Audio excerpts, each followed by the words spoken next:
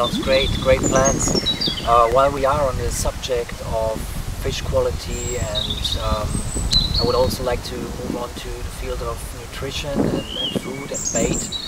I mean, you know, I've been a field tester for NutriBaits for about 6 or 7 years now, I think, and that's why I was very happy to hear that you've now got up with a deal with NutriBaits to put in trigger boilies mainly.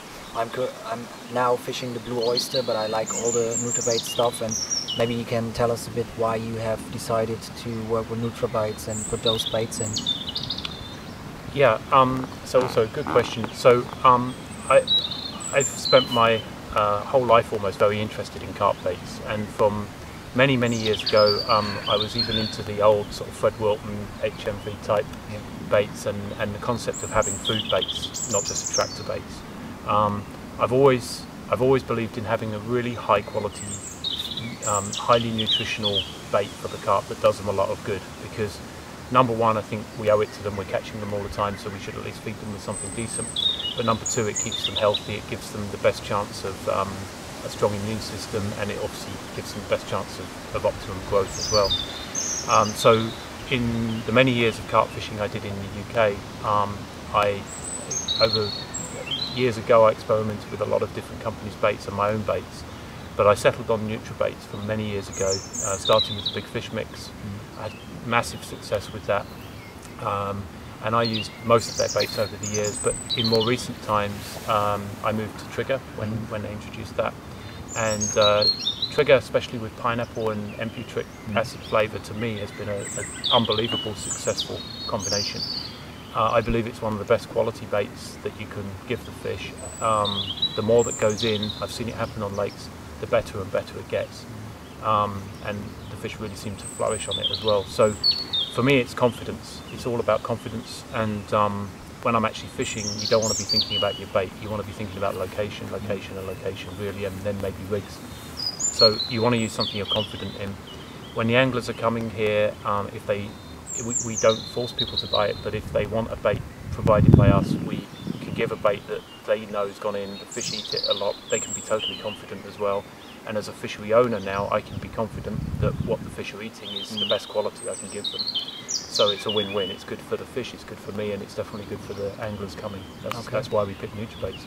Great stuff there. Well, you have obviously seen me and my fishing partner fishing the lake now for this week's session. You've been often in our swim, you've seen my rigs, my bait, my location, everything.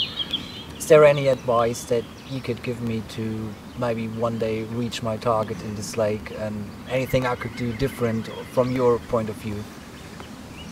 You mean I watched you empty the lake slowly but surely this week?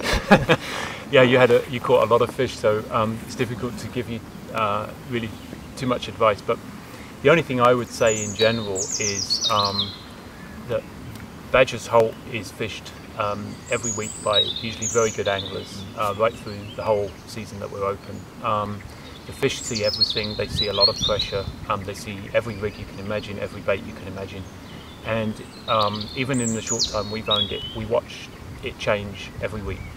What works one week doesn't necessarily work the next week, and in fact what works at the beginning of your week may not even work at the end of your week. So I think the biggest tip I would give you or anyone else asking that question is to not come with too much of a preconceived plan.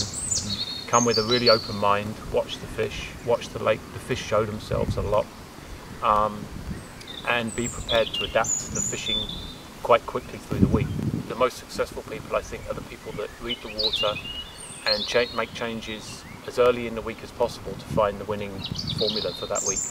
And interestingly, this week, you know, the first couple of days were reasonably slow, and then you absolutely did that. You watched the lake, you adapted what you were doing, and then you were catching a lot of fish. So I think that's the thing on this lake.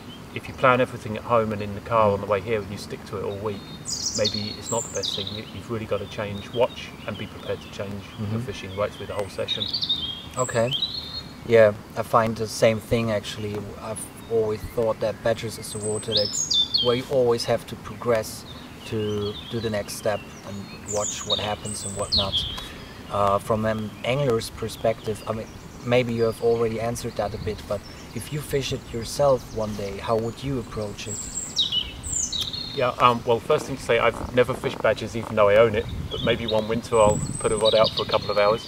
But what I would do is, I would do exactly as we just discussed. I would watch it carefully, I'd try and really think about it and adapt the fishing during the session if I was fishing for a few days. One thing I would say though that's become very apparent, and that's the fish in here really hate pressure and they hate lines. Above all else, they hate lines. And I think if I was fishing it, I would get one spot primed and I'd be tempted to fish one or an absolute maximum 2 rods. My opinion on a water like badgers is less is more. If you put 6 rods out or something like that, probably you catch a lot less. So less is more, put less rods out, get one spot you're really happy with, do everything you can right, and really you only need one rod in the right place at the right time and you'll catch a lot of fish and you won't spook as many fish.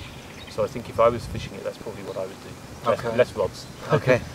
Great, Okay. Great stuff. Simon, thank you very much, and thank you again for a very good time on your complex here. Thank you. So yeah, thank you, Phil, and hope to see you, or looking forward to seeing you again.